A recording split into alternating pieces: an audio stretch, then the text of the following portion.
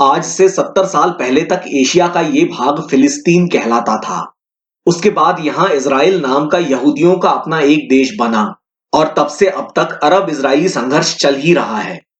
वैसे इस अरब इजराइल की आपसी रंजिश और झगड़ों की जड़ें लगभग 2000 साल पुरानी हैं। लेकिन इससे पहले यहूदियों का राजनैतिक इतिहास जानना जरूरी है। यहूदी पंथ का सारा इतिहास उनकी अपनी मान्यताओं और परंपराओं पर आधारित है, जिसके अनुसार उनके कई पैगंबर हुए। इस पारंपरिक पौराणिक इतिहास में बाबा आदम, नूह की नौका, अब्राहम या इब्राहिम, मूसा यानी मोजेस और उनको मिली ईश्वर की 10 आज्ञाएं यानी 10 कमांडमेंट्स वगैरह शामिल हैं। यहूदी एक ईश्वरवादी होते हैं और अपने ईश्वर को याहवे कहते हैं, जिन्हें ईसाई जेहोवा या यहोवा कहते हैं। पश्चिमी इतिहासकारों का ऐसा दावा है कि यहूदी पंथ दुनिया के सबसे पुराने पंथों में से एक है। समय सीमा की वजह से ज्यादा विस्तार में हम यहाँ पर चर्चा नहीं कर पाएंगे और केवल मुख्य बातों को ही संक्षेप में बता पाएंगे। यहूदियों के एक प्रमुख पैगंबर थे इब्राहिम या अब्राहम। इनके मार्ग पर चलने वाले पंथों की मूल कथा बिल्कुल एक जैसी है, इसीलिए इन्हें अब्राहमिक पंथ कहा जाता है। यहूदी पंथ और ईसाइयत में, ईसाइयत और इस्लाम में और इस्लाम और अहमदिया पंथ में केवल एक एक पैगंबर का ही अंतर है। यहूदियों की भाषा थी हिब्रू, जो कि अरबी भाषा के परिवार से ही थी।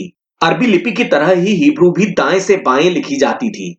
तो प्रारंभिक तौर पर फिलिस्तीन में रहने वाले अरबों से मिलते जुलते लोग ही होंगे जो यहूदी पंथ का पालन करते थे। यहूदियों की मान्यताओं के अनुसार पैगंबर अब्राहम के पोते थे याकूब या जैकब, जिन्हें हिब्रू में याकोव कहा जाता है। याकोव ने एक बार एक फरिश्ते से मल्ल युद्ध किया, जिससे प्रसन्न होकर यहोवा ने उन्हें इजराइल नाम दिया। इनके वंशज अथवा अनुयायी इजराइली कहलाए। याकोव के बेटे योसेफ या यूसुफ या जोसेफ के काल में इजरायली लोग मिस्र यानी इजिप्ट में जाकर बसे, जहां के शासक फराहो या फेरो या फिरौन कहलाते थे। उन्होंने इजरायलियों को गुलाम बनाया और उन पर जुल्म किए। जमाने बाद यहोवा की आज्ञा से मोशे यानी मूसा या मोजेस ने इजराइल के लोगों को फिरौन से मुक्ति दिलवाई और समुद्र पार करके साइनाई पर्वत के पास ले आए, जो मिस्र के साइनाई प्रायद्वीप में माना जाता है। यहाँ यहोवा उन्हें इजराइल के लोगों के लिए 10 आज्ञाएं यानी 10 कमांडमेंट्स देते हैं, जो असल में यहूदी पंथ की नींव का काम करते हैं। इन्हीं 10 आज्ञाओं में मूर्ति पूजा की मनाही है। यहोवा ने अब्राहम यानी इब्राहिम को जमीन देने का वादा किया था, जिसे प्रॉमिस्ड लैंड कहते हैं। हिब्रू में हा अरेत्ज हमूवत खत, जिसका शाब्दिक अर्थ होता है दूध और शहद का देश। अब इस जमीन पर आकर बसने का समय आ गया था। मोजेस या मोशे या मूसा ने यहोवा की आज्ञा के अनुसार इजराइलियों के लिए कानून बताया। उन्होंने अपने बड़े भाई एरोन या हारून को पुरोहित घोषित किया। फिर वे इजराइलियों को जॉर्डन नदी तक ले आए और नेबो पर्वत के पास आकर जोशुआ या यहोशुआ को इजराइलियों का नेतृत्व सौंपा और उन्होंने अपना शरीर त्याग दिया। ऐसी मान्यता है कि नेबो पर्वत आज जॉर्डन में है, जहां से जेरूसलेम दिखाई देता है। फिर जोशुआ की अध्यक्षता में इजरायली कनान देश जीत लेते हैं।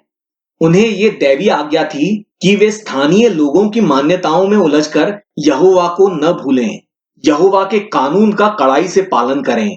इसीलिए यहां एक बाइनरी दृष्टिकोण आ जाता है, या तो आप पूरी तरह से आज्ञा का पालन करने वाले हैं या नहीं।